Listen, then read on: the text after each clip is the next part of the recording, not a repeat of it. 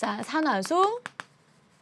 자, 산화수라는 거의 정의가 뭐냐면 예를 들어서 X라는 원자가 있고 Y라는 원자가 있는데 얘네가 이렇게 공유 결합을 하고 있어요. 근데 우리가 배운 바에 의하면 이 원자나 이 원자는 이 전자쌍을 당기려고 하는 성질이 있죠. 자, 이들이 이렇게 당기는 정도를 우리가 뭐라고 얘기하냐면 수치화시켜서 전기 음성도라고 표현을 한다고요.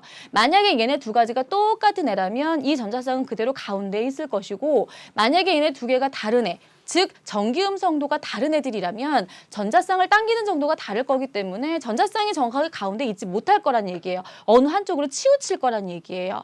자, 산화수의 개념은 바로 뭐냐면 이 전자쌍을 둘 중에서 전기 음성도가 큰 애가 가져가 버린다고 가정을 하는 거예요. 실제 그건 아니지만 가정을 하는 거예요.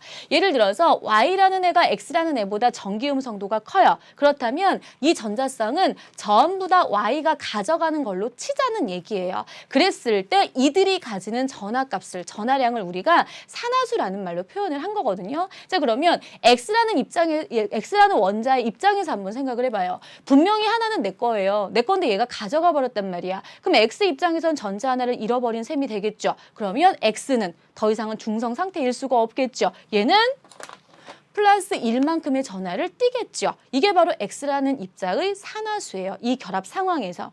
Y라는 애도 똑같이 한번 생각해봐요. 전자쌍을 얘는 가지고 왔다. 분명히 하나만 내 건데 내가 얘 거 뺏어 가지고 왔어요. 그럼 Y라는 애는 더 이상 중성 상태가 아니라 마이너스 1만큼의 전하를 띠겠죠. 이 마이너스 1이 곧 Y의 산화수가 된다는 얘기예요. 자, 산화수의 개념이 뭔지 아시겠어요? 공유결합하고 있을 때 그 전자쌍을 전기음 정도가 큰 애가 다 가져갔다라고 가정을 하고 그리고 나서 매긴 원자들의 전하값이라고 생각을 하시면 된다고요. 자, 그러면 이 개념 바탕으로 해서 자, 이쪽 와서 연습 한번 해봅시다. 예를 들어서 H2라는 어떤 분자가 있다라고 칩시다. 자, 그랬을 때 이 분자를 구성하고 있는 원자들의 산화수가 얼마니? 라고 물어본다면 이제 여러분들은 이 분자의 구조를 이렇게 그리시면 되죠. 얘네들 사이에는 전자쌍이 이렇게 한 쌍이 있어. 근데 이 전자쌍을 얘나 당기는 정도가 똑같아요. 그러면 전자쌍이 어느 한쪽으로 치우쳐요? 안 치우쳐요? 안 치우치죠? 그대로 가운데 있죠? 자, 그렇기 때문에 이 수소는 전하 띄어요? 안 띄어요? 안 띄죠. 얘는 안 띄죠. 그렇기 때문에 얘나 모두 산화수는 얼마예요? 0이에요. 이렇게 되는 거라고요. 자, 그 다음에 예를 들어 뭐 HF 같은 애가 있다라고 한번 칩시다. 자, 그러면 H하고 F가 이렇게 있어요. 얘네들 사이에 공유 전자쌍 이렇게 한 쌍 가지고 있죠. 자, 그럼 이 전자쌍 누구한테로 치우쳐요? 이거 알아야죠? 누구한테로 치우쳐요? 얘가 끌고 가죠? 왜 그래요? 얘가 전기음성도가 크니까. 선생님이 분명히요. 2단원에서 그랬어요. 전기음성도 앞으로 3단원에서도 나오고 4단원에서도 나온다. 그렇기 때문에 여러분들 여기에서 전기음성도 기본적인 애들은 좀 알고 가세요. 라고 얘기했어요. 그래서 아마 그 2단원 부분에서 선생님이 공부하라고 해서 그 부분을 다 공부를 해놓은 친구들은 지금 이 부분 공부하는데 상당히 수월할 거예요. 근데 만약에 그 부분에서 나중에 하지 뭐 밀어놓은 친구들은 지금 이 부분에서 좀 약간 힘들 거예요. 왜냐면 생각을 해야 되니까. 외워뒀던 친구들은 바로바로 나오거든. 얘는 2.1이고요. 얘는 4.0이에요. 바로바로 나와요. 그렇기 때문에 전자쌍은 얘가 끌고 가요. 그러면 수소의 입장에서는 하나를 잃어버렸으니까 얘의 산화수는 마이너스 1이 되는 거고 얘의 산화수는 얼마? 플러스 2, 플러스? 아니죠. 이제 끌고 갔으니까 미안. 플러스 1이고요. 얘는요. 마이너스 1이에요. 이렇게 된다고요.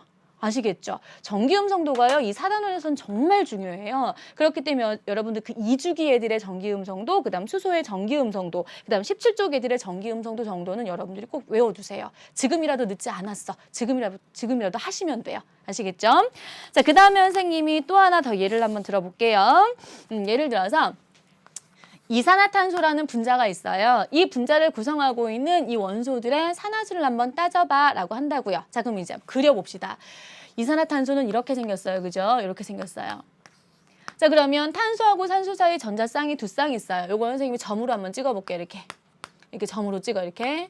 자, 그러면 여기 있는 4개 중에 2개는 원래 누구 거였어요? 요거 2개는 탄소 거고 2개는 산소 거였죠? 자, 그럼 전기음성도 생각해봐요. 둘 중에 누가 전기음성도가 크더라? 산소가 커요. 따라서 이 전자쌍은 모두 누가 가져간 거야? 산소가 가져간 거야. 이렇게 생각할 수 있죠. 자, 그렇게 되면 4개 중에 2개가 분명히 탄소 거였는데 산소가 뺏어가 버렸대. 그러면 산소의 경우에는 두 개를 얻은 셈이니까 마이너스 이만큼을 띄겠죠. 그럼 얘는 얼마? 플러스 이만큼을 띄겠죠. 이쪽에서도 똑같은 일이 벌어지겠죠. 끌고 가버린단 말이야. 그럼 얘가 얼마? 마이너스 2, 얘는 또 플러스 2를 띄겠죠.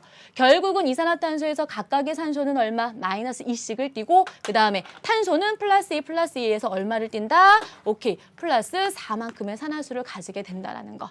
자, 산화수 어떻게 따지는 건지 알겠어요? 이런 식으로 해서 전기음성도 차이에 의해서 산화수가 결정이 되는 거예요. 얘가 누구랑 결합이 되어 있느냐 봤을 때 그중에서 전기음성도가 큰 애가 전자쌍을 끌고 가버리는 거예요. 결국은 봤을 때 전기음성도가 큰 애들이 어떤 산화수를 띨 거란 얘기예요? 가져가니까 항상 마이너스를 띨 거고 상대적으로 전기음성도가 작은 애들은 항상 플러스 산화수를 띨 거란 얘기예요.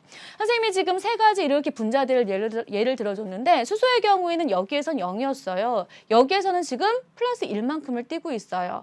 그 다음에 여기 지금 보면 탄소는 플러스 4고 산소는 마이너스 2예요. 이렇게 가르쳐주면 그러면 얘네들 외우면 되나요? 항상 어떤 상황이든 얘들은 항상 이런 거 아니에요? 라고 생각할 수도 있는데 그게 아니라는 거. 얘네들이 누구랑 결합을 하느냐에 따라서 그 상대에 따라서 산화수는 항상 달라질 수가 있어요. 왜냐하면 나보다 산화수가 큰 애가 있을 수도 있고 나보다 전기음성도가 큰 애가 있을 수가 있고 나보다 전기음성도가 작은 애가 있을 수 있는 거잖아요. 그럼 내가 만약에 나보다 전기음성도가 큰 애랑 결합을 한다면 나는 전자쌍을 얘한테 뺏겨버릴 테니까 나는 플러스 산화수를 갖겠죠. 근데 또는 내가 만약에 나보다 전기음성도가 작은 애랑 결합을 한다면 나는 걔 걸 땡겨올 수가 있거든. 그러면 나는 그때는 어떤 산화수? 마이너스 산화수를 가질 수가 있는 거예요. 그렇기 때문에 누구랑 결합을 하느냐에 따라서 원소들의 산화수는 변할 수가 있다라는 거. 이렇게 여러분들 써놓고 절대 외우시면 안 된다라는 거.